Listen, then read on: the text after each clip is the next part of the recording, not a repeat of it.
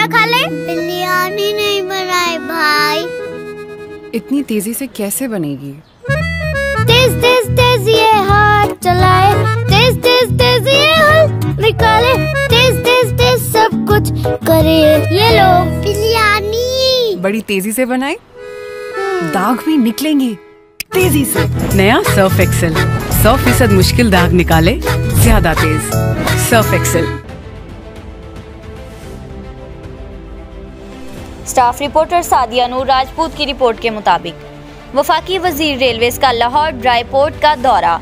वफाकी वजीर रेलवेज को ड्राई पोर्ट की आमदन और बिजनेस स्कोप से मुतल्लिक ब्रीफिंग दी गई। तर्जुमान रेलवे वफाकी वजीर को ड्राई पोर्ट का मुकम्मल विजिट भी करवाया गया। दौरे के दौरान chief executive officer railways Nisar Ahmed Memon और डीएस लाहौर भी वफाकी वजीर रेलवे के हमरा ड्राई पोर्ट से माफिया का खात्मा करेंगे। मोहम्मद आजम खान सवाती ड्राई पोर्ट पर जल्द ट्रेन कंटेनर बिजनेस शुरू की जाए।